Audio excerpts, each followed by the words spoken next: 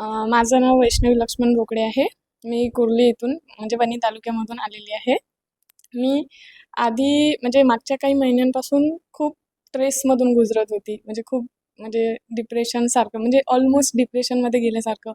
असं कुणी थोडं पण काही बोललं तर एकदम असं माझा पारा असा हाय होऊन जायचा. म्हणजे बिलकुल बोलायचं नाही मला. दूर राहा माझ्या असं नाही का. कुणीही असो म्हणजे जवळच्या व्यक्तींना पण मी दूर करत होते असं. इन्क्लुडिंग मम्मी-पप्पा असं नाही का, म्हणजे दूर राहा. मला खूप त्रास होत आहे तुमच्या बोलण्याचा किंवा असं काही नाही का. ते बोलतात आपल्या चांगल्यासाठी, पण मला ते निगेटिव्ह माइंडसेटनी म्हणजे निगेटिव्ह तरीकेने मी ते घेत होते.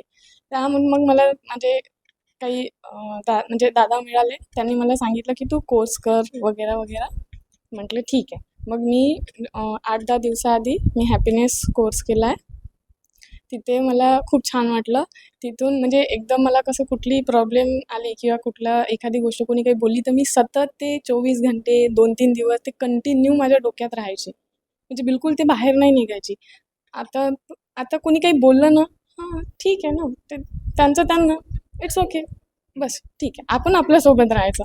असं म्हणून मग ते निघून जात होतं आणि म्हणजे मी कोशिश पण केली ना, की नाही मला त्या गोष्टीवर विचार नाही, नाही, नाही, नाही, तुला विचार नाही करायचा आहे, काढ त्याला बाहेर, काढ त्याला बाहेर. मी त्याला बाहेरच काढत राहते. मला ॲडव्हान्स कोर्समध्ये सरांनीच म्हटलं, की जर मी तुझा काका वगैरे असतो ना, तर तुला जरूर कंपल्सरी मी असते तर काय आहेच तुम्ही मग माझ्या फॅमिली मेंबर तर मी येणारच. म्हणून मग मी इथे आले. माझा असा कोणता पर्पज वगैरे नव्हता.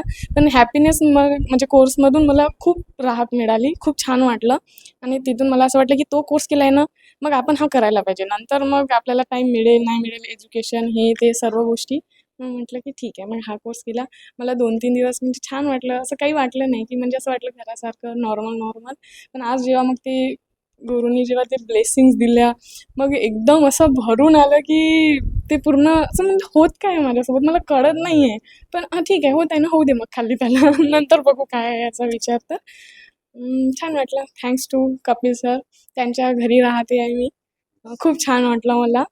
म्हणजे जणू काही मी त्यांची फॅमिली मेंबर्स आहे. म्हणजे मूव्ह ऑन होते, पण असं वाटलं नाही की मी वेगळी आहे असं नाही का. म्हणजे छान वाटलं खूप. थँक्स. Thanks to all.